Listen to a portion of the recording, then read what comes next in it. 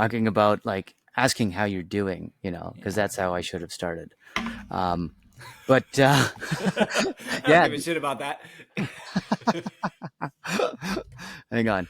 I want to make sure this is there. We go. I just wanted to make sure we're uploading. So we're just talking about like my rims that I got on, and I put the post out. So some of our listeners might have seen it on Insta, but yeah, man, I have that. So I because of the way the light's coming in, because I have the overhead door open. Um, it just looks so. I accidentally ended up achieving what kind of my ultimate goal is for the stance and look of this car is, it's factory ride height, but with these wide body rims, it and then sticking out that extra 20 mil, um, it really, really kind of outlaws the car. Like it does exactly what I think I've been kind of looking for in this car. So I'm really, really happy with not only how they turned out, but but the overall result of what it's accomplished here. I think it's pretty awesome too because it gives you. First of all, I was just saying before we started recording how that kind of gold really pops Yeah. on the Porsche logo against the black on the paint. It's a good color selection. I almost think it's of all those samples you showed me. I think it you know I find it hard oftentimes with those samples because you go like how is this going to look when you Right. do the full wheel, but oh man, I think it was I saw it and I instantly thought not that the car needs an upgrade, but it was a cool upgrade for not very much money. And I was talking to somebody earlier this week about powder coating, and I said like it's the the days of kind of curbing your wheels and having to do that fairly intensive repair that they do on alloy to this seems like obviously a progression, but then Oh, B, the customization that you get out of all the color choices and the relatively inexpensive treatment compared to replacing a wheel, for example. well, yeah. You make an interesting point about like if you were to curb a wheel with this kind of a powder coat finish. I guess basically, you would do it with like any other wheel repair. They would have to repair the damaged part of the wheel, and then I guess they would just paint to match, and then it wouldn't really be powder coating on that part anymore, which would really kind of suck. But Oh, I see. I would have um, thought you could do this to repair the wheel. You don't think you that's you possible? could do it like you do it instead of paint, right? Got it. I So see. the way it works is like when you see that the reel I sent you of mine being done, at that point he's putting on I think the clear. So it goes on like a powder. They somehow run a current through the piece that you're powder coating, so it static clings. The powder Yeah, clings sure. to that piece, and then they bake it at whatever 450 degrees for however long, and that's the effect it takes. So it's a really really hard compound, and so it's super durable, way more durable than paint. Um, the guys that did it here was fantastic. His name's Jay at Powderworks Inc. I posted and I tagged him in it too. Not an ad, just fantastic work. And I'll spoiler. This guy took care of these all in for $650. All four wheels. It was 651. That was like tax in. Fantastic pricing, and like you said, Hergy, like there's every fucking color imaginable that you Yeah, can think yeah. of. There's literally thousands. I think there's 25,000 plus colors that you can pick from to do anything you want. It's pretty That's rad. unreal. Yeah, it's so cool. Cool that you found it, and man, did it ever look good? I think it's a vote of confidence for sure for anybody who wants to. Man, that fucking bird. That fucking bird. Hang on. Okay, I was like, It's this like goddamn you bird strike. need. Hang on. Okay, just give me a second. I'm gonna close the damn door. Fucking bird. Ah. I was trying to get my thoughts to come out straight, and Anyway, I was like, it's like when you just start hearing it, and then it's like Chinese water torture that just feels like it comes, almost intermittently too. hang on.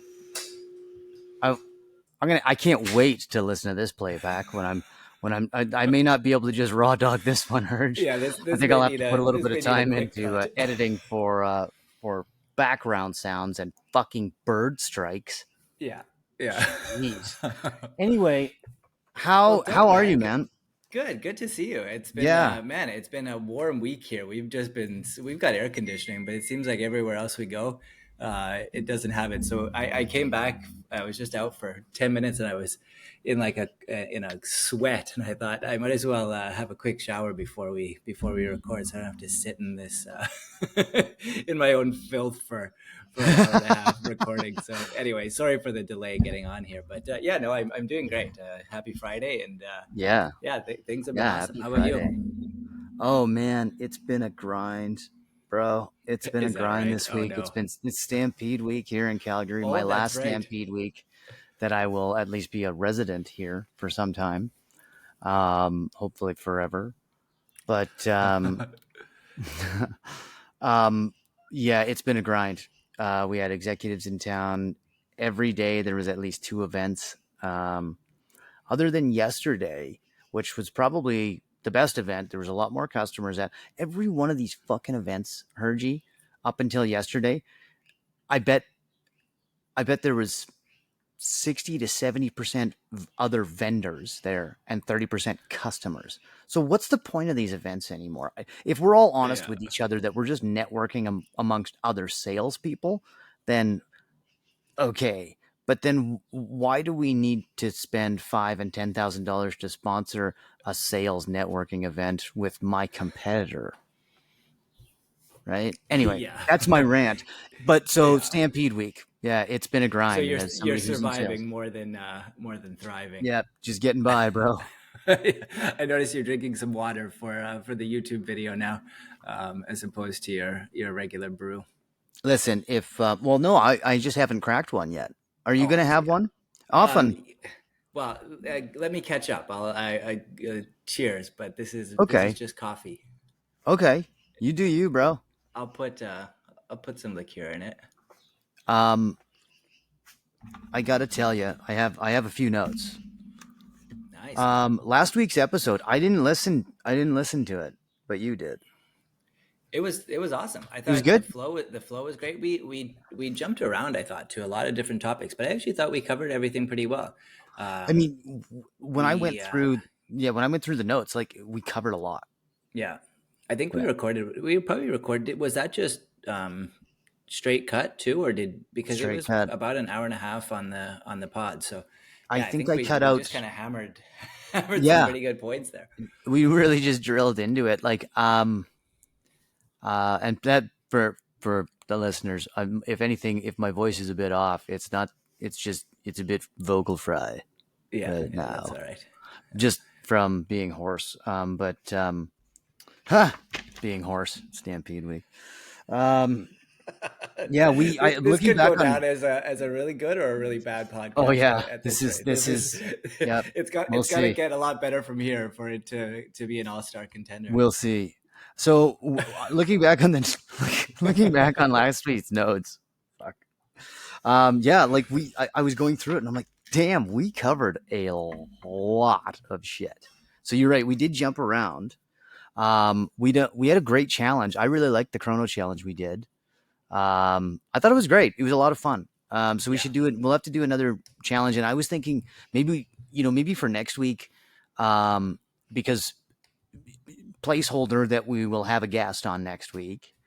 And maybe we could do like a bring a trailer or a P car market auction challenge or something like that. Right. And I think the same kind of theme, maybe for you and I anyway, that we do like uh, pick a car at this auction that the other one wouldn't seek out, perfect.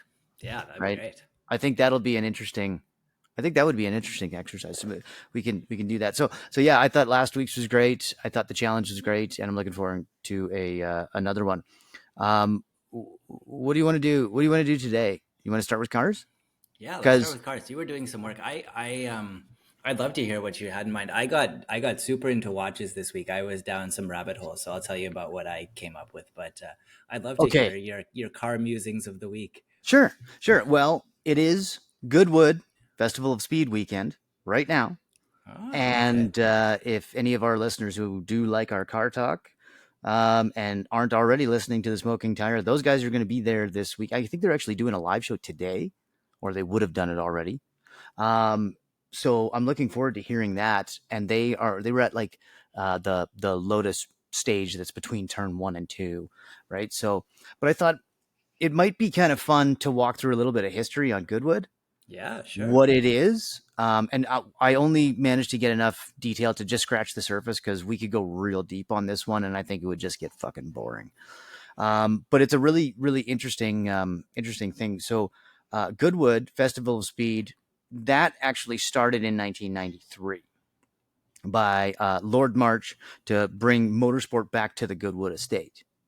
Okay, so it's a festival of, as they say, festival of speed. So there's all sorts of vendors there. There's all sorts of manufacturers there. There's all sorts of everyday people there, and you bring just about anything you want, and you race this circuit on the estate. But it all started really kind of way back. These were this is like royal land. Okay, so part of the British monarch. Um, but I didn't want to go all the way through the history. I wanted to speed it up to Frederick, who was the ninth Duke of Richmond.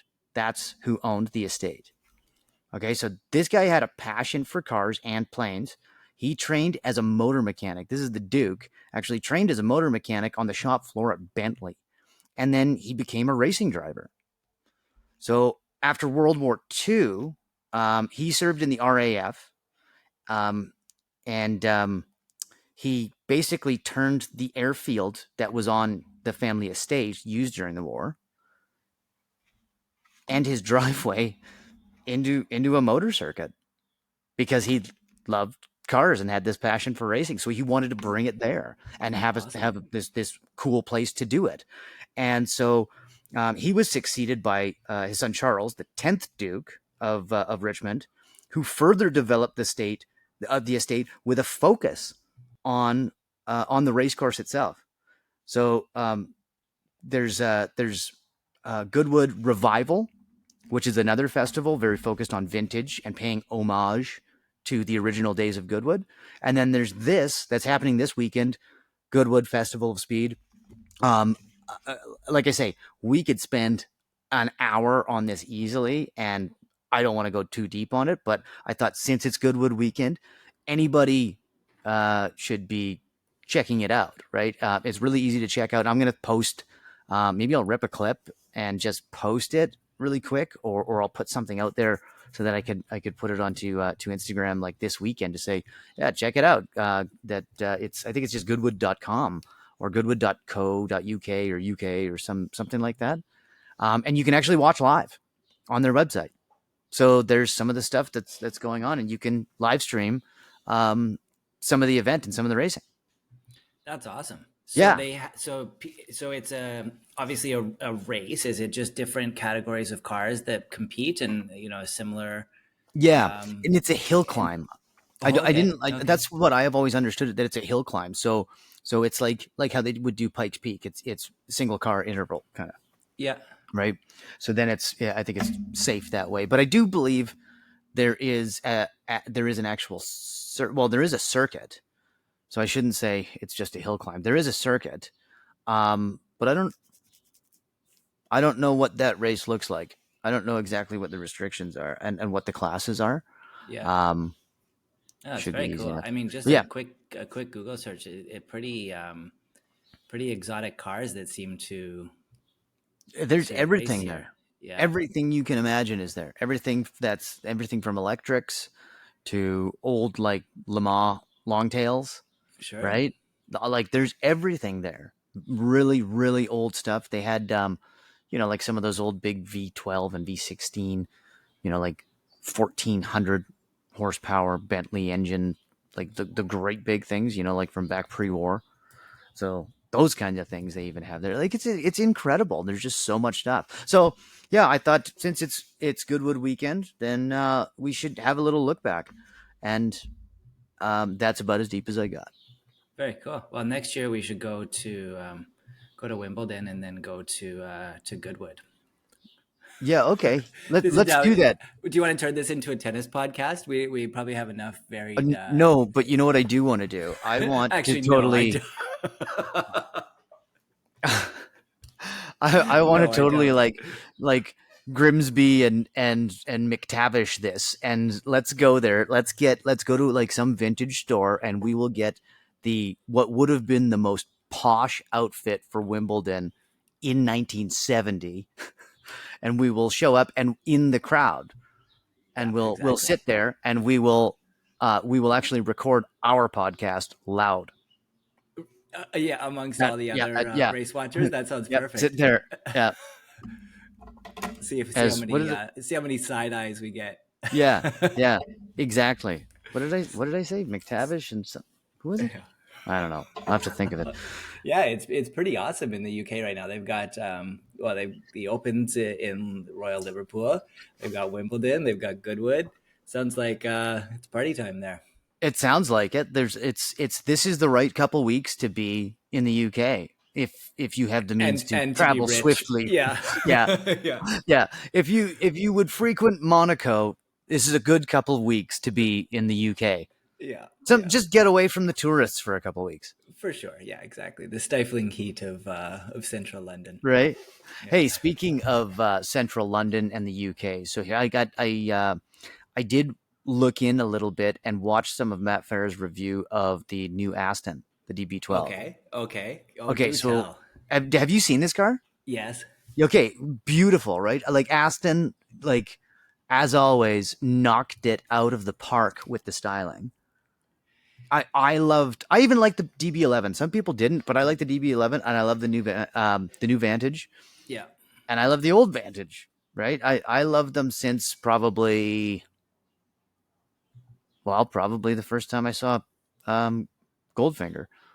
And so Aston, I always thought has had the prettiest, most. I always thought Aston was the most beautiful cars in the GT category, especially. But I think just kind of hands down, I think the design and the styling is wonderful. So what do we have for specs here? Okay, What's so we're starting because they at don't have the V12 anymore, right? That's no, gone. no V12 in this one. So we're starting at 248K US. But if you want to step it up to the Volante, which is the cab or convertible or cab or convertible, you're starting at 270K. So very GT oriented, but what they've dubbed a super tourer, which is interesting.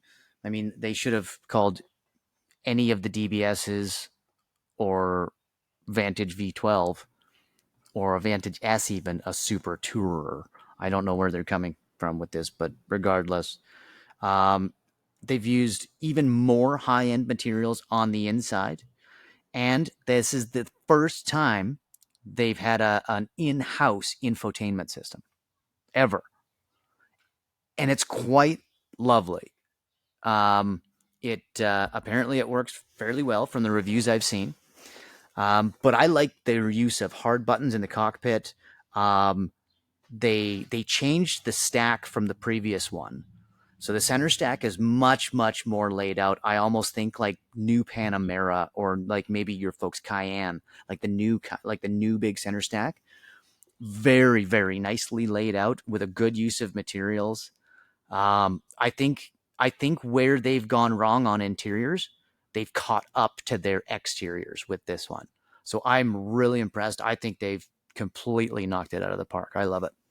That's gorgeous. I'm just looking at some pictures now. It's that slant that they seem to have, which I imagine is probably really like user friendly when you're driving, because sometimes you're always like, fiddling for buttons and you're trying to find things, and it just seems like the ergonomics of this would be, and then it looks so classy. Yeah, Yeah, you're right. Astons have always, to me, been so design forward, and nice to see the interiors catch up. And then looks like you've got a. Is this 675 horsepower? This thing will yeah. scream, huh? Sorry, I skipped over the goodies, like the like I skipped over the like the sizzle, right?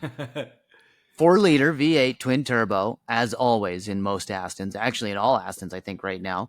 AMG derived, but it's not. I've been learning more about this, and Farah talked a little bit about it. So if anybody wants a really great review on this with some great visuals and a fucking rad B-roll that goes along, and I really mean that, it was a great review that and visually really well put together. That he walks through some of the finer points in this thing, and that what's different about this versus the same 4-liter that would go in like any other AMG.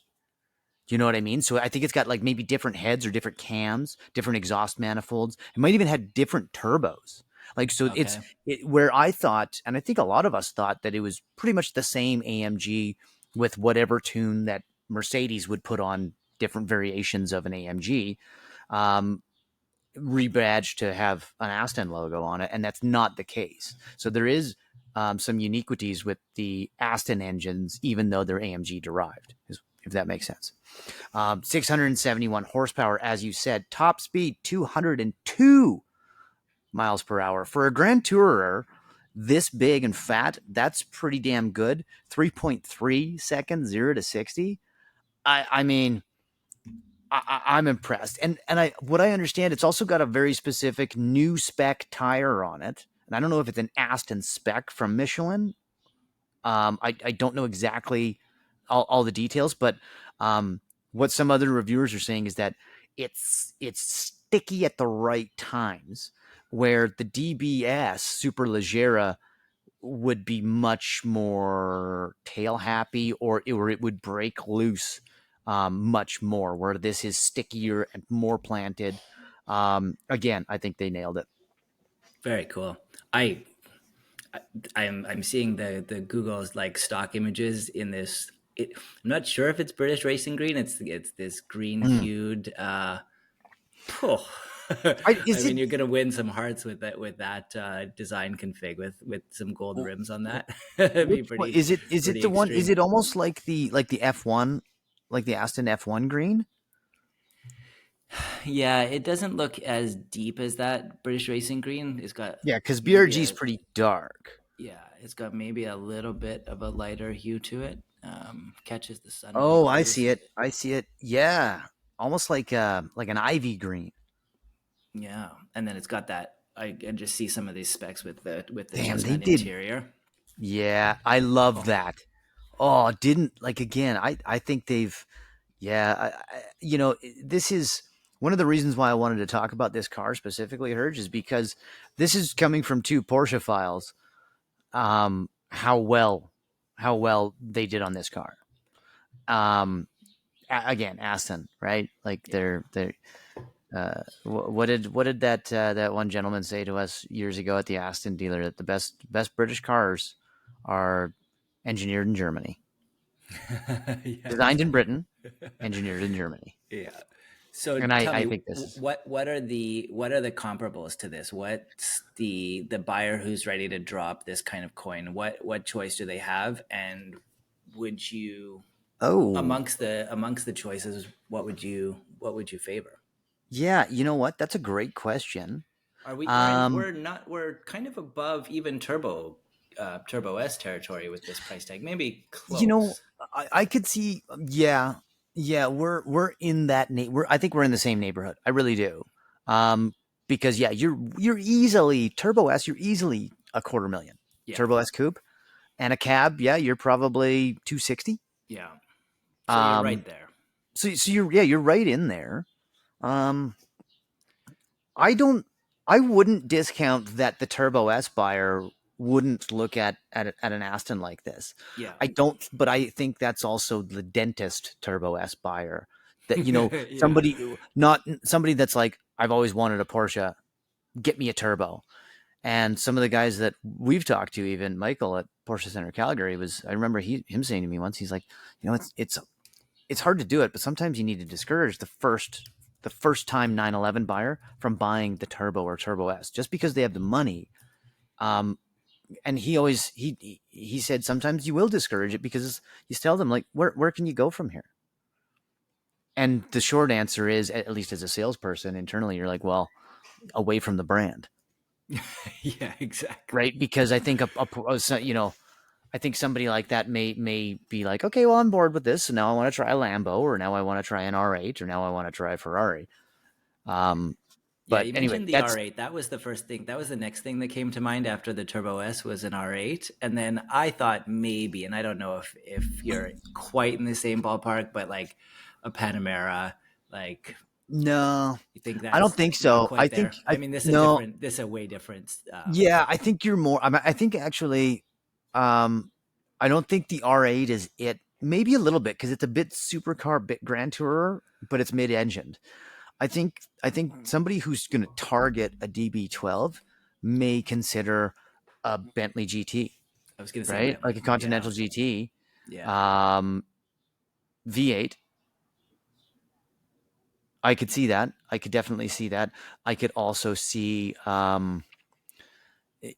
believe it or not, I've always said if I was looking for a big Grand Tourer, I think even if I had the money, I would to go north of $250,000. I would still be very interested in a Lexus, Oh, an like the LFA. LC 500. Oh, Well, no, not an LFA, sorry. but it, LFA is yeah, not fair. That's not not. I mean, yeah. That would that's no, under the not bar. not the same. I would Yeah, love one, but yeah, not for. I don't have the $4 million or whatever the cost yeah. would be. But no, the LC 500.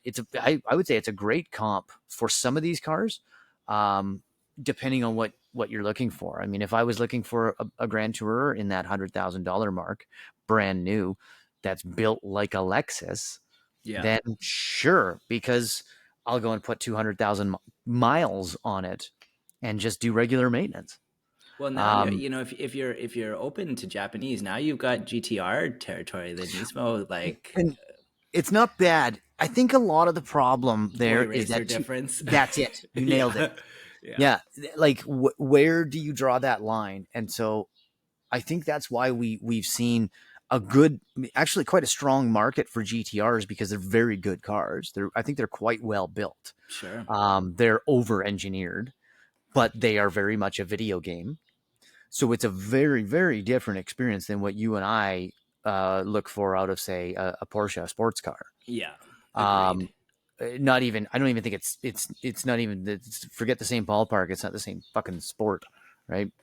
But I I think I think somebody looking for a GTR ends up being, and that buys a new one ends up being quick to get out of it unless they have quite a slog of cars, like a nice big car Available. shed that Yeah, they're like, yeah, I want something that's just a little bit youthy, yeah, right? that's I get fair. that. Yeah. And okay, so I guess that leads to an ultimate Oh, conclusion. So let's say Ferrari you have Roma. Hang on, Ferrari Roma. oh, sure, yeah, of That course. I think that's probably the closest comp. Are you going to get a Roma for this much money though? I think Roma are probably into 300s. Well, I'm Canadian, right? That's a In for a fair Roma. point. That's a I fair mean, this is point. not far if we're talking about 50 grand here or there, but I mean, I only think that the Roma's maybe just that one Yeah.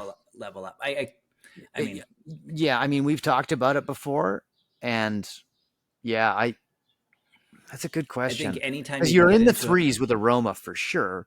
yeah, So now you have to ask, is it a comp? sure. So what competes a pro? I honestly, Harji, I think the best competitor or closest competitor in the proper GT market in this price range is going to be Bentley. And I think you're And two different buyers there too. I was just gonna say, you know, as the let's say it's us, right? The 40-year-old buyer, I'd I I don't maybe this is a North American centric view, but I'm not a Bentley buyer in my 40s. I'd buy an Aston all day long. You know, it's in the UK, in Europe. I think that you know that Bentley has that footballer you know um, vibe, Yeah. and you know every rich 25-year-old wants to drive a Bentley, but I feel like in North America it doesn't translate quite the same way. I don't know, maybe that's not an unfair take. If we have a global listenership, maybe they can weigh in here, but I'd buy the Aston all day long. It's an interesting point. I always thought I always thought, who would have both? Because I could see room in your garage for both. I could see a use case for both. If you wanted the like that kind of a grand touring experience that's more sporty, I get the Aston. I see the use case. And then if you want something that's still is going to give you confidence on the road and merging capability and acceleration and the right kind of feel, but you want something more plush and comfortable, I get the Bentley. So I see the use case for both. And, we can't deny, you and I both know somebody who has a Vanquish and a Continental. The guy's a fucking dick, but he has them, right? And Yeah, so, and I kind of understand why, right? Like one of them's all-wheel drive, the other one is not, right? sure. One of them was pre-owned when he got it, the other one was brand new, and so I can see how you know, lucky somebody who can have their Bentley Continental as their shit kicker, you Yeah. know. But yeah, so I could see the use case for both, but I think they're both competitors of each other, I guess, in that price range. I can't think of because you're not even there like with an M8. But good comp though. Yeah. An M8 would be a good comp. I mean, it's a big long hood, grand touring front engine. Well, mid front engine, rear drive, 2+2, useless two behind you really, but 2+2 design. Like it checks a lot of those boxes. Yeah. Hey, man. It's funny because I think you and I have both had our BMW heydays, and so it's never the first thing that comes to mind. But you're We right. really don't. It's, I mean, they make fantastic cars, and we shouldn't, despite the fact that I Oh think no, you and no I have knocking. emotionally moved on. I mean, it's a fair case point. It really is. And what about Mercedes? Like, there's not really. Are they still doing a big S class? But I don't know. Is that really? That's more of a luxury coupe Yeah. yacht fucking Yeah. thing, right? Like, Yeah, that wheelbase has so got to so no. be I think pushing that's flying spur numbers. so I think that's it. So yeah, I think the Roma, maybe the Yeah. Continental, maybe. Yeah. I think Interesting. the new Continental is much more sporty looking. It's got a bit more of a GT vibe that is similar to the Aston. So, Yeah. but anyway, we could bat this ball back and forth all Yeah. over Good town. stuff. Well, I love the car. We should post some photos of it Yep. on Instagram and our various feeds now that we have going. So, yeah, Yeah. good discussion point. I'm sure Um. it'll sell. Is it limited edition? Or are you going to be able to buy these or? I mean, Limited limited in the edition. I sense don't mean that that. I don't mean limited edition. Is it going to be hard to acquire one? I think it's like anything, right? I think probably more like the Lotus experience that you and I had when we talked Yep. there about an If you're Emirates. willing Like, to wait. yeah, you can have one, you just have to wait, Yeah. right? Which is And I fair. think Porsche is actually getting better at that. Um, like I could have a GT3 allocation, I just have to wait Yeah. a long Exactly. fucking time. Yeah. And hopefully you still want one by the time you can have it. Yeah. Um, but yeah, presumably, you could, and and likely, the better of a customer you are with your AD of Yeah. Aston, then Yeah. the difference that may make on the list you are on. Um, Good I was gonna, stuff. Love I it. was only gonna touch on the 911 ST. There was a teaser dropped. I don't know if you saw that. I think I sent it to you on Insta. But there was a teaser dropped in a really cool livery. Magnus Walker shared it. I don't think Porsche actually shared it. It was I think it's a leak, but if you see it, it's exactly what is expected. So it just but a nice little teaser, essentially a 911 GT3 RS touring. And from what we are hoping and understanding, it's gonna come with a manual, which the new RS does not. Oh, is that right? Yeah, the new RS does not. So I don't know if this actually will, because I thought the new RS was not able to because of the amount of torque maybe that the Yeah. and the transaxle might not. But I don't even think that's it. I think there's something else. So So what will make the touring? What'll differentiate it from what no differentiates the big touring? wing, just No just big like the wing. GT3, just like the standard GT3 Right. touring. Versus GT. So it Got it. won't have a Yeah. big wing. It'll be available in a manual. Um, there's a couple other things that are actually different in the touring now. And from what I understand, there is actually a difference in the engine. So that may be the variance we'll see. We may see a difference, a decrease in horsepower, but an increase in torque maybe, or something on this one. Who knows? But so I'm excited to see it. I think it looks like this is just a nice little, hey, how are you? And then we wait a month until it's Monterey Car Week, right? And they'll actually unveil it at Pebble is what is expected. So kind of cool to see that. I have one Nice. last cart item, When is and this Pebble thing, by the way? This is got. Is it soon? I mean, yeah, I you mean, keep whatever teasing Pebble, but The Pebble Beach Concours. Um, I don't even know what day it is exactly. It's during Car okay, Week. So if you look at Monterey Car Week, it's the Pebble Beach Concours d'Elegance is held there. That's the one of the big shows, but there's also a number of other car shows that go on throughout that week in that kind of nice. South Bay area down past Half Moon Bay in Monterey and Santa Cruz. It's fantastic. Um, It that's feels like one that this. could It be feels fun to like go this to. Yeah, I was just gonna say. It feels like this podcast might have to start traveling soon. We can start We to. do. Let's do it. Yeah, We're I gonna mean, go to Luft. We have to do yeah. Luft next year. It's and it's not like we're on the west coast. It's quite It's not literally a going to be drive difficult. down, and I'd love Let's the do it. experience to get us on those roads. Northern California. It's 2 days. Come on, we could do it in a straight shot if we really wanted to. Yeah, You could probably yeah. do it in like 12 hours. Bring our sticks and then golf on the way home. Sounds good to Sure, me. sure. Well, I'll caddy.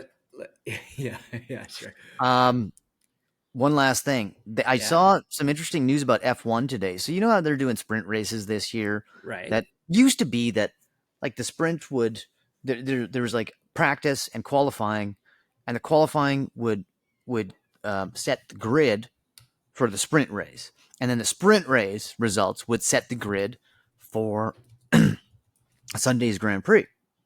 Well, they don't do that anymore. They do the sprint, and then they still have to do qualifying. It's stupid. It's Yeah, just a way to rack in more points, which is fine. But sure. get this. They're talking about maybe in 2024 having a grand slam for sprint race weekends. So that basically, if a driver wins both poles, so the pole for the sprint and the pole for the Grand Prix, Yeah, if you win both poles and you win the sprint race and the Grand Prix, then they're saying, and this is from Stefano, what is it, Domenicali, who he's on the board. I don't know exactly, but this is the quote that he had was, a driver who wins both poles and both races should be recognized with something extra. So I don't know what that would be, the Grand Slam, but it would probably be some specific trophy and probably a shit ton of points or something. cool. Like that would have to be. Can you imagine if that was happening this year with somebody like Max and the way, not only the way he's driving, but the car. Yeah, Although last weekend was really close. Um, he probably would have already knocked out the rest of the grid, and he would have tied up the championship. yeah. That's But I thought it was interesting. an interesting idea. These kind of like mid playoff things. I like the idea because it they're doing the same thing in basketball. Regular seasons just drag on a little bit, and it's nice to like reinvigorate the interest in mid season. Not necessarily the playoffs, and I think doing that in F1 would probably be very welcomed. I think so. I think that would be a lot of fun, right? So yeah, I mean, we could shake it up a little bit. There's been a lot. There's a lot of interesting news in Formula One this week between Daniel Ricciardo coming back, Yeah, man. right? That I didn't. I honestly I didn't see that coming. That surprised me a little bit. That everybody was speculating, and I thought Nick DeVries was gone as of the summer break. But it's been 10, 11 races. He hasn't got Yeah, any points, or it's been 10 races that he didn't. I think it was 10 races that he didn't get in the points. yeah, And that's what the expectation was, that's the expectation on every fucking driver, sure. right? Like, don't make it sound like you were Yeah, expecting miracles. But so this poor kid, I do feel bad. And hopefully his confidence isn't completely shattered. And that he comes back because other people have. yeah. But it opened as up evidenced for, by Ricardo. yeah, it opened up for Daniel Ricciardo, right? Yeah, So there we go. We got him back, and I can't wait to see how he does in Hungary. So yeah. that'll be a lot of fun. Well, at the very least, Um, we get his shenanigans back for Drive to Survive. yeah, yeah. I'm going Because to I be think really interested to see how where he fit in Drive to Survive this yeah, year, yeah, like with what they've filmed, because he's still around. He's still around the paddock. He's still causing shit up, oh or yeah, stirring shit up, and just causing a bunch of a bunch of people to panic every time he comes around because he's fucking around with them, or he's yeah. like he's Daniel Ricciardo. I can't wait to see what the result is going to be. But I that will be a whole episode in itself. His comeback, Yeah, or all about absolutely. him. Yeah, That's what it'll be. It'll be all about him. I'm really looking forward to that. That's going to be a ton of fun. yeah. Um, Very cool. let me shut up. And I've gone on for way too fucking Oh long. no, Let's that was talk. awesome. I love talking. It's funny. I kind of feel like we transitioned to watches, and all the car enthusiasts that listen to us probably just like stop listening You because know, we start with cars a lot. But yeah, I told you I was a little bit down this rabbit hole, and it came actually because of the vintage challenge. Because last week when I was searching for the Walkman, I actually the second watch I was going to tell you about was trying to find a vintage Zenith, because we had talked a little bit in a previous podcast about how the Zenith chronograph was basically the movement that Rolex used in its Daytona from, I think it's probably the 80s and the 90s, and then they transitioned oh, out of that. So Zenith Daytonas are actually very collectible. It was a brief period in time, but Zenith made the first automatic chronograph sometime in the 60s or so. And so before that, that wasn't a function that exists. And it was interesting because in the quartz crisis, they developed this, call it the 70s. In the quartz crisis, um, they were kind of told to move away from this automatic chronograph, go make quartz watches because that's the future of watchmaking. And the kind of master watchmaker at the time, I think his name is Charles Vermeau or something like that, he famously like hid these automatic chronograph movements, like he squirreled them away so that they could still be in use and still be kind of held onto, and at least maybe thinking that the return of automatics may come back, or just the heritage of Zenith making this this first automatic chronograph. So he kind of famously like squirreled them away. And then when the quartz crisis was over, they came back, and they were really the kind of the preeminent um, chronograph, and that's how they made their way into the Daytonas, also into Abel at the same time, who was a fairly prominent watchmaker. So I was kind of interested down this Zenith path, and then it got me looking at the history and some of the different watches, and then fit in really nicely to to our search for this little bit of a Royal Oak oh, offshoot.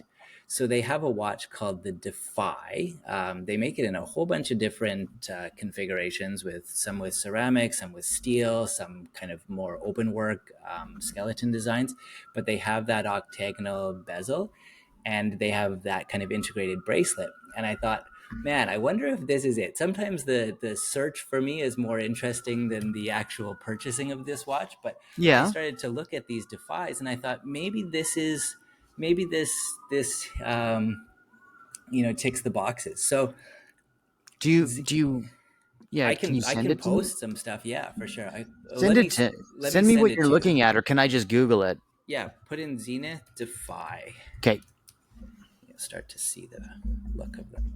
So Zenith is it was started in 1865, and is kind of famously known as the oldest continuously operating watchmaker.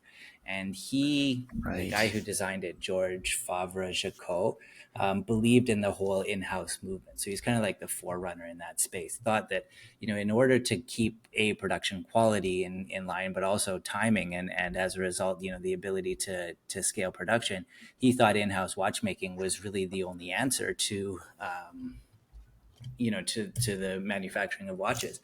And so he's 22 years old when he starts Zenith. In 1900, started in 1865. So 35 years later, he goes and he wins the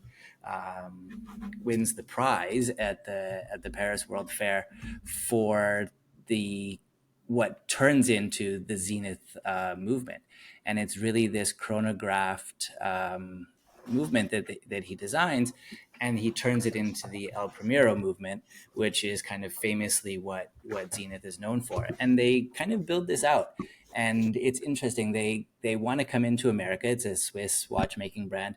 And I don't know if you remember, but Zenith Radio Company. I mean, I had a Zenith TV.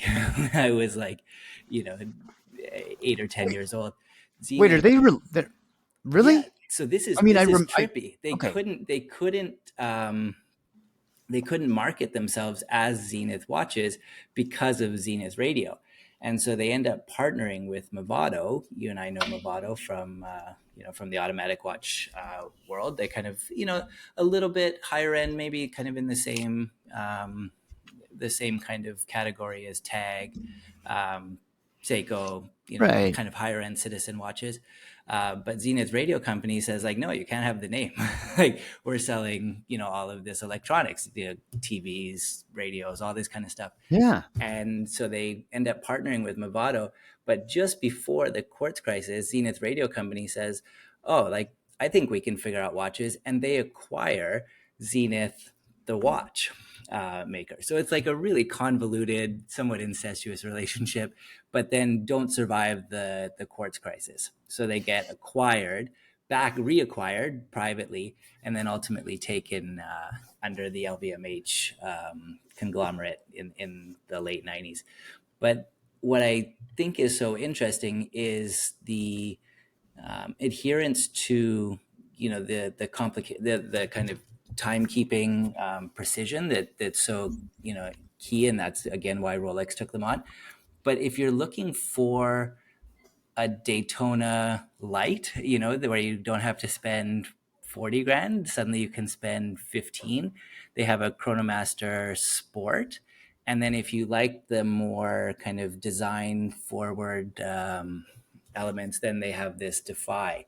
And I started thinking maybe the Defy is, take some of the boxes, some really interesting dials. You can get some open works, you can get some ceramics that we've talked about. Good power reserve. They've done some they have a sub dial that just counts 10 seconds for some reason. No real utility to it, but the sub dial is just a 10-second counter. And then they've got some interesting stamp dials. It's interesting. So yeah, it was one of those watches that I thought maybe this is the peak. So I might go and have a little peruse into the AD this weekend and see what they're like in person. Okay, can I speculate where your head is at? Yeah, let's do it. Okay, this may So not look, be the one. This may not be the one, but I'm gonna just I'll hit you with this. yeah.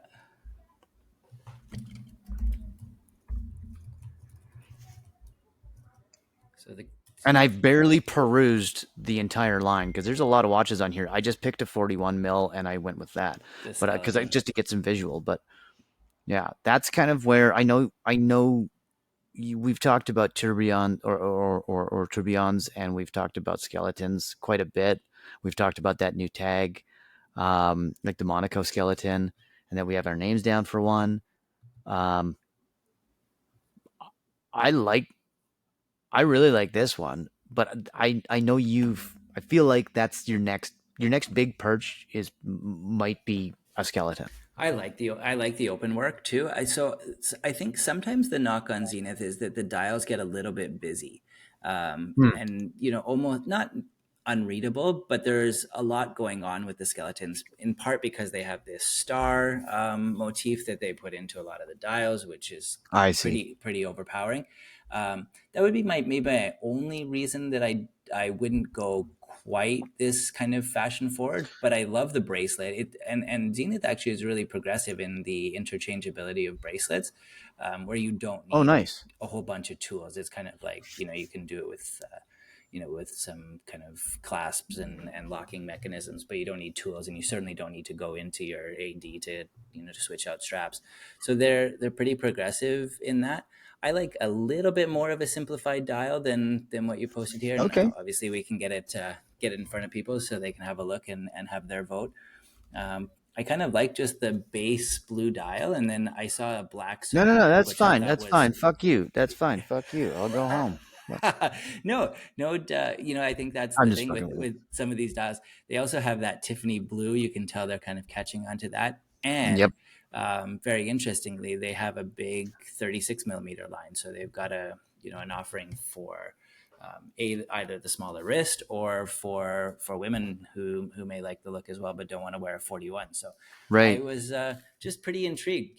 Good history, good pedigree, a lot of design forward elements. Again, comparable to some of the Royal Oak offering, Yeah. without necessarily having to spend 70,000-80,000 dollars. You Uh, can have a similar design motif. It's going to get the knock because it's LVMH, it's in the conglomerate, it's probably a good movement, not a perfect movement, and they kind of are capitalizing on some of the trends. But outside of that, I don't think there's a whole lot to dislike here. And so when I was down this vintage movement, I thought maybe that would tick a box for you because of the Daytona heritage. And I know we've talked a lot about maybe acquiring a Daytona in our collection. Um, but to I have a love lot it. of the same, kind of skeleton in it, or skeleton's the wrong word, the same movement characteristics I at mean, why at a not? third of the price. Yeah, exactly. Yeah, Kind of got why a bit of a not? winner. I no, I think it's a great. It's an interesting place to put our heads and our money, quite frankly, um, because there's. I'm trying to think of it like in the Porsche market. It's kind of 996y. Yeah, You yeah, know what I mean? absolutely. That's That a really good comp. Yeah, yeah, like people haven't gravitated towards it. There's things about it that they're like, well, why would I look at that twice? That's not what I want. yeah. But now that's catching speed, and that market is picking up, and I think it could be a good time to get into something like that. If you look at the Rolex customer who has been kind of messed around by their AD, Yep. couldn't get an allocation, has been waiting 3, 4, 5 years for a Daytona, has been made to buy all of these other watches that they don't care about in order to make, work their way up a preference list. And then they can go here and get, a very similar offering that's, first of all, available. Second of all, much cheaper, even from retail. And if you can't find the watch that you like, there are some boutique watches which would be somewhat more limited production. But I started looking on Chrono, and the upcharge for those on Chrono is maybe 10%. So Okay. you're not paying a massive premium to acquire kind of secondhand, or from a flip. Yeah, I really liked it. So I'm going to dive in a little bit more, see if I can find a few that pique my interest the most, and then see if they're A, available, and B, maybe if they are, to go try one on. And price You know, points, it's a little up there. The Defy is 11. You start putting in ceramic, it's about 14. Then you start to go into precious metals, and it goes in, into the 20s and 30s. But I think you'd very easily do well in steel here. And if ceramic really floated your boat, I think you could maybe make the justification for a bit of an upcharge. 100%. But I like your Um, 996 comparison. I think that's spot on, and I think that Rolex buyer who's a little bit just aggravated and frustrated maybe seeks an alternative, and maybe this is the audience we're trying to capture. I mean, I'm just looking right now, just based on what you said. I went and looked at what's out there for Zenith Chrono Master Sport on Chrono 24 right now. Yeah, And I'm looking at one that's kind of a pseudo panda dial, very, very, very similar to the Rolex Daytona that we love. yeah. But you can see a lot of the differences. You can pick up on them quickly. But I can see how the movement was just a simple swap. You know what I mean? I see how Absolutely. this movement went into a Rolex Yeah. Oyster Steel case, for right? I for can like pay. 15, 20 years, Yeah, that was the movement. And so Rolex probably thought, we can either, license this movement, or we can create our own. And it's just probably, the economics that drove it, until they could design something that they felt like they could replace it. But to speak to the um the watchmaking prowess of Zenith, you kind of have that big vote of confidence there. man. I'm really impressed. I haven't. Thank you so much for opening my eyes to this one because now you just spent a bunch of my fucking money. Yeah, our Good for you. combined 0 to 60 watch budget, which is Yep. slowly increasing. It is not going 0 to 60. If it's going 0 to 60, it's taking a very, very long time. Yeah, And we haven't defined, and that's like $60 at this point. we might have to subsidize it slightly. Yeah. Yeah, that's all right. Yeah, this Zenith Chronomaster Sport. I just want to see when Love it, I huh? think it's a new one. Yeah, it's Yeah, 2021. Um, very good condition, little to no signs of wear. Original box, original papers. It's $8,500 US. It's 11,300 Canadian. yeah, yeah, exactly. Right? And what I'm looking at is not a fool's Rolex. It's not a falsie. It's the real deal. And I could and this is a date too. Yeah, So there's a lot of complications here, and there's a or not a lot, but there's enough complexities and enough visually that would make me say, yeah, I can go and buy this now. Okay. yeah, and you're getting in-house movement. 41 millimeters is pretty sweet spot for most people. A 60-hour power reserve, right up there with your new Tudor. Yeah. Case size is good. Interchangeable strap. I think you start to tick a lot of interesting boxes. And then if you like the design of the Defy, I think then you're Which I kind of down do.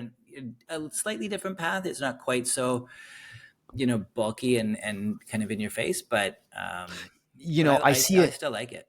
I see a place in my watch collection for something on an integrated strap, and I mentioned to you that I will definitely buy another watch from even Alpine Mods. So I might Yeah, maybe that's where I'll start. Shout out to Alpine Mods again because I sent my watch away, and he emailed me yesterday, and he's like, "Hey, not exact. Really sorry about this. Not exactly sure what happened. I've replaced the crown, the crown screw, the case gasket, like case back gasket, which I would presume you'd do anytime you open it. But he replaced the entire movement, he's almost like and a he's full like, watch. here's the tracking information. You might get it before the weekend. Otherwise, it should show up on Monday. Couldn't get much I better can't than thank that. this guy enough. No charge. He took care of it, fixed my watch. So I will absolutely. I mean, based on that kind of customer service, how can I go wrong buying another Seiko, Yeah, especially like an automatic Seiko movement? That one's a Mecha Quartz, but an auto Seiko movement from this person or this entity that they make them look great. So that might be where I'll get something that looks like a Royal Oak. What did he call it?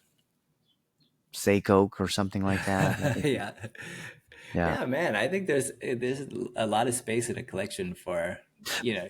And I think what's Yeah. nice about the Seiko mods is you kind of get to. It's almost like try before you buy in a way, because you can see if you like the size, see if you like the look, the Totally. dimensions. Even Totally. if it's not exactly the same movement, you get the essentials. So yeah, I mean, Yeah. I think you're onto something there. This Defy though. Sorry, I went on a tangent down Seiko mods, but this Defy, I agree with you. I'm really starting to warm up to integrated bracelets. So, um, the Royal Oak wasn't really for me. Even some of the new Pateks, which isn't an integrated bracelet, I know, but there was something else that was integrated that I saw, and I'm like, The Nautilus, oh, maybe. There's the that's what it Nautilus was. and the That's what Aquanaut. it Those was. are the two that are kind of their more sport offerings. And then Vacheron has come out with the That's overseas, right.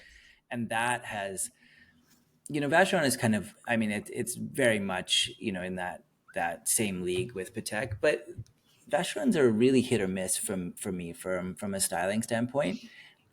I don't love the overseas. I don't love the bracelet on the overseas. I think they do a lot from a an integrated bracelet and a replaceable bracelet, but I'm not so into the overseas. And and you're paying 30, 40 grand for an overseas. Here you're getting something that's very similar for third of the price. Not bad. Sweet. Yeah. Yeah. Right. Yeah, exactly. No, I think it's great. I'm really interested to see what you end up with, what way Yeah. you go with this one. What are you thinking? Like, and tell me, what's the availability of these things like? Yeah, Can for you sure. walk in and walk out? I think that'll be very telling, and partially because this is I mean it's in the same realm as Hublot, in the same realm as as an Explorer. You're kind of in that $10,000 range, which is a popular price point. I don't want to say that it's an affordable price point, but it is where a lot of people will, if they're going to have one watch, they're going to go into that, and one watch and feel okay spending that kind of money. They're in that league. And so I'd be curious to know, based on that kind of somewhat accessible price point, how available they are. But yeah, I mean, worth figuring it out, I guess. Yeah, well, I'm looking forward to hearing about that, Yeah. and I'm sure you will share. I'll let you know Tell maybe a mine. wrist roll. I hope you just let me know via wrist roll, like Yeah. how I did. Yeah. That's how we communicate to each other now. We don't have to, Yeah, I we don't have bought to, something. yeah. Want to see my new shit? Yeah, you want to see my stuff, Yeah. David? David, David, are you still working? Oh, when are you gonna be done working? Yeah. I've got something to show you. Yeah. Hey, you mentioned Hublot, Oh and yeah. I saw on Hodinkee, and you sent me the Hodinkee article. Let's talk about that one because this is an interesting watch, and I don't know what to make of it. I think I like that it's a bit tongue in cheek. Let me pull it up because I Yeah, want to get the I want to get you want to get your story the straight. correct specs for this. It's so Hublot famously had a um, when you go and take your car in for servicing and you get a Yeah, loaner it's like car. it was like a loaner program, right? You Like get a you loaner. take your watch in to get serviced, and they give you something to wear. Yeah, which I is was like, kind of okay, it was kind of interesting. cute, right? They had this idea that we don't want our um, our customer to go without a Hublot for some period of time. Servicing, notoriously can take some time, especially if you're sending a watch, away Back to for some kind of Switzerland. repair. Yeah, exactly. So they famously had this. It was from what I remember, it was 38 millimeters, and they kind of intentionally did that so that it appealed to their entire audience, men and women, and smaller Right. wrist sizes and bigger wrist sizes. But they gave their customers a quartz watch, and it said on the dial, it said "not for sale," and so it was kind of a cute play on the kind of flipping tracker, and Yeah. something that isn't for sale, and as a result becomes very popular because it isn't it isn't Right. marketable. And so I've actually seen this watch in person. It's plastic. It weighs very little. It was black dial, black case, black strap, minimalistic I mean, this is a two to hundred its dollar fucking swatch.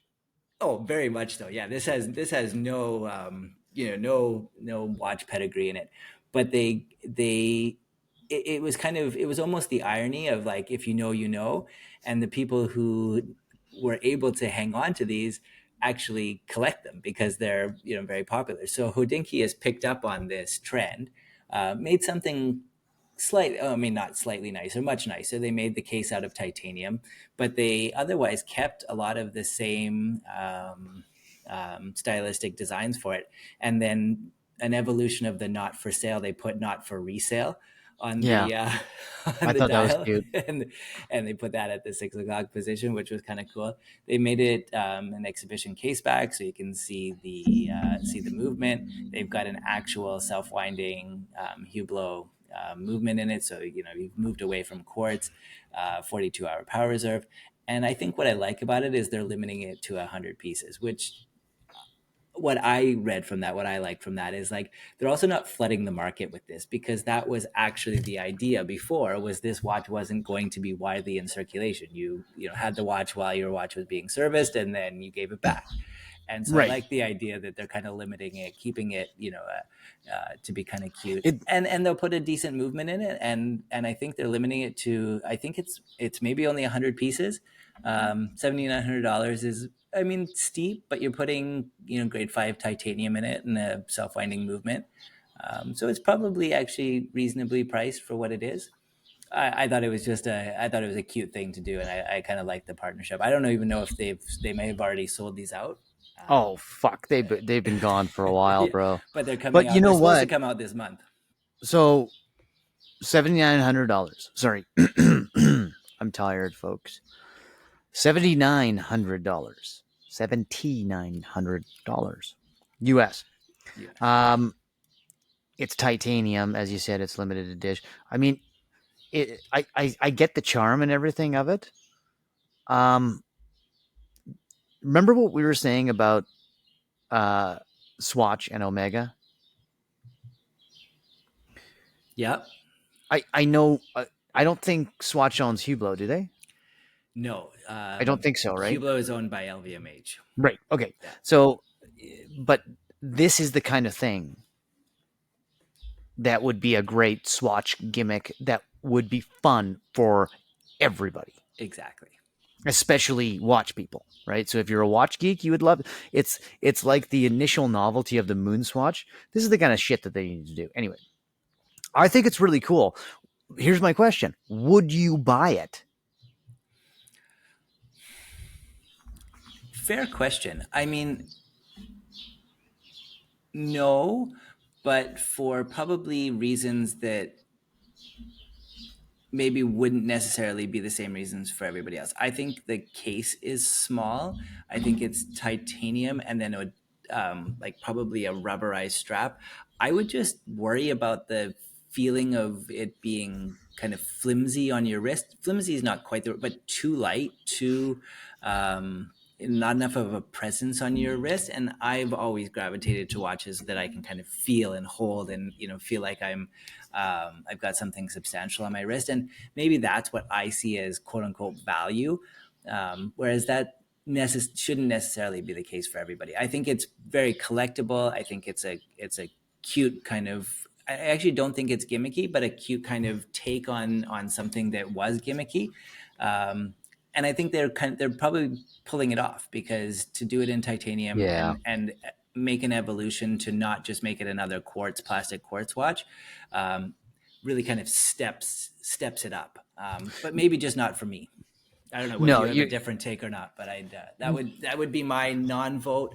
But I think you can make a equally compelling case for kind of a place in history or something like this.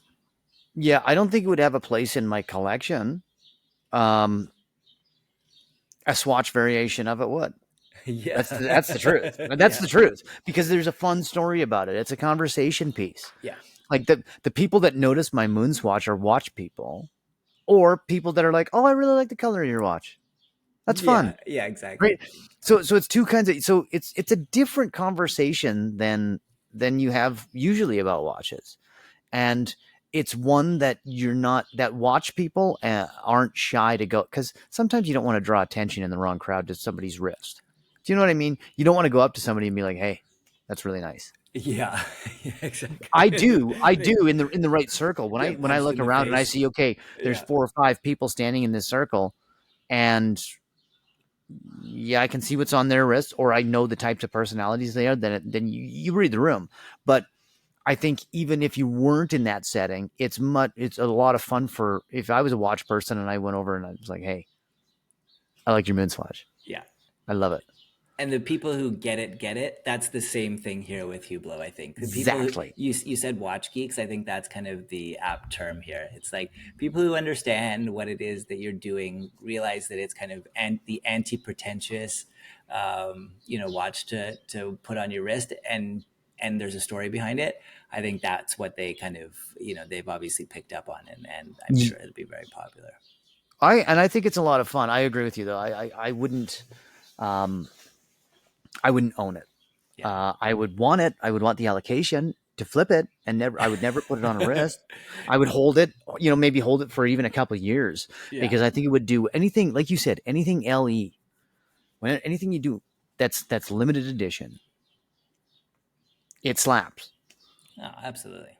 right? So, and at this price point, if you can get one from your AD at this price point, I think you're going to do well. Yeah, But I also see that if you had a great big cache of watches, why you would, and especially if you were a Hublot fan, sure. why you would want something like this too, because it would be like, I don't need the loaner, bro. I got my own. Yeah, yeah, exactly. And Yeah. you'll be using it a lot because Hublot fucking breaks all the time. That's not true. No, they're very I nice shouldn't watches. say that. They're beautiful watches and they're very, very well constructed and a great you know what, this kind of ties in. I saw a clip. I think I reshared it on our 0 to 60 Instagram of, okay, you first start making, six figures. What watch do you buy? You buy something in the $5,000 range. You buy a Tudor Pelagos. You buy a Tudor Black Bay. You buy what else can we get in there? You can buy a couple nice tags. Sure. You could get a lot of Oris watch for that, right? It's actually interesting. What would you for 5G in the $5,000 US price range? What would you be buying there? Yeah, I think you've hit the nail Okay, on the head. Tudor, maybe a Breitling, something from Omega. Breitling. Thank you. Breitling Yeah, or Omega Omega. right? Oris But is if you want to good. get into a Speedy Pro, and Yeah, that's where it's like, okay, when you make 250, then yeah, it's like, okay, well now you can step up to that kind of $10,000 to $12,000 watch range.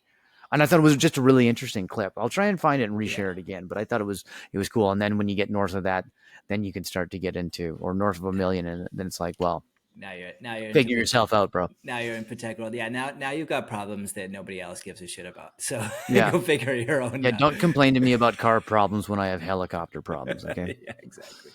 Um, really good pros on both those watches, Herge. Yeah, cool. I enjoyed chatting about those. Those are pretty cool. I mean, it'll be fun to see. It'll be interesting to see if those if they make it onto Chrono, because then you can see how much of a not for resale really actually matters to anybody if they're trying to flip them immediately. If these are somehow 50 grand, then something's wrong. But hope Well, maybe they'll pop up now and again. they probably will, right? They always do. It's Yeah, like cars, man. Carrera GTs pop up every once in a while, yeah, absolutely. right? Yeah, Holy Grail cars pop up every once in a while. So, yeah. good Any other stuff. watch stuff? What's going on? You were going to talk about a new Seamaster last week, and I cut you off because I wouldn't shut up. So, Oh, I know. what? I think we chatted about most of the Seamaster, the new collection of Oh no, we Seamasters, the did. Sorry, you're 75th. Yeah, right. we did tackle that a We little did. bit. We did get into that. There was I some didn't check the interesting, box in my fucking notes. some cool releases, man. I think they'll do really well from those. I haven't seen them in the metal. I'm not actually sure they're available to consumers yet. They may be slightly lagged, but because they just came out with these about a month ago. But sooner rather than later, you'll be able to try these on. I think they'll be super popular. I mean, Omega is just kind of hitting the nail on the head They really are, with hey? that diverse consumer offering, and then changing the size of the dials, changing the shades Changing the shade of the blue. blue. They've Yeah, done that, well. that gradient dial, I think they're going to do really well. I looked a little bit more at the deep sea one, and I was just looking at that dial. It's pretty compelling actually. It's a big watch, but if It's a lot of you could watch. pull that off, I think it's got a real kind of like baller vibe to it. Well, you got big wrists, so I think you can pull it off. Yeah, Like, yeah. so Forty you just forty need to go and four try on. 44 pushes my limits. 43 starts to be, it's probably my sweet spot, and down 44 starts to kind of feel big. But yeah, you're right. If you and there's a look to that, right? So, kind of that oversized watch without it looking ridiculous. I think you can. Yeah, you Why don't might be able you? to pull it off. What's keeping you from getting rid of your Sea Dweller? Is it the market right now? I guess some of it's that. Yeah, it's probably the watch I wear the least, and yet when I do wear it, I quite You love enjoy it. wearing it. Yeah, And that's a little bit, you that's know, my Citizen AT for me too. I yeah, get it. yeah. Like we said the other day. That one has a little bit of a milestone aspect to it. So there's a part of me that's just a little All right. reticent to let it go. But yeah, it's probably the watch that from a does it fit in my collection? Do I wear it enough to justify having it? Maybe not, but yeah, it's got a soft spot for me. Um, I have an idea for let's do. a challenge for next week's. Yeah, It sure, just came sure. with it because I had a note a couple weeks ago to talk about the Carrera 3.2 market and what it's doing because I think it's a real sweet spot. Yeah. So I think that's what we do. We can do it we could pick one for each other. It doesn't matter. Or maybe we just target the 3.2 Carrera market. So that's like that late 70s, G50 transmission, last kind of air cooled before it got a bit more. But the sweet spot right now that we're seeing cars go in the high 30s to still under six figures. Yeah. So I think there's a lot of good cars out there between P car market and bring a trailer that we could probably find something neat. Okay. So what's the goal? What are we trying to do? Just find the best Just iteration we pick our can favorite. find. Or pick, Yeah, not even something we not the like the most. best. Like if Okay. it's something, even if it's a complete clunker, I don't think it would be for you because you're not a project car kind of guy. But Yeah. but maybe that is it. Maybe it's like, yeah, this is a great starting point that I can hand the keys to somebody for the next 2.5 years to restore it or Yeah. make it what I want it to be. That'd be kind of cool. Right. Yeah. So keep that in mind. Why don't we do that for the challenge? Sure. That sounds fun. And that actually could be one that we could get if we do in fact have a guest as proposed, then maybe he could get in on it too. Should we do? And we'll have to think some Does watch. he know about our various very rigorous preparation that we do for this podcast? He may need to show up a couple days before to get the lay of the land, understand our really our understand process, the cadence. make sure he knows the goal of the session. Just tell him it's not just a show up and speak kind of thing. We really put time into this. We put some effort into this shit. Like, folks, listen, folks, this is old hat for Hergy and I. Yeah, we've been doing this for 16 episodes now. You may call us professional. We're definitely semi-professional, but we're not amateurs anymore. Yeah. Well, maybe I don't know. Anyway, so let's do a Carrera 3.2 challenge. Okay, I like that. And I think I don't know. I mean, that's all I had for today. But sure. Well, do you want to cut it there? Why don't we wrap it up? Keep everyone on their toes for what's coming next week. Nice. Well, let's do that. We'll wrap it here. Too much, and that gives us some time to figure out what we want to talk about in a week's time. I think this is great. Yeah, no, that's perfect. Okay, well then we'll wrap it there, and we'll see you next week. Yeah, and stay tuned. We may be live streamed next week if we get our ducks in a row. Let's get that happening. I'm really looking forward to the celebrity. Pseudo celebrity. Yeah. Pseudo celebrity guest. Do you have? Oh, my wife and nephew are home. Oh, nice. Well, perfect timing then. Perfect timing. Thanks, everyone. Thanks, guys.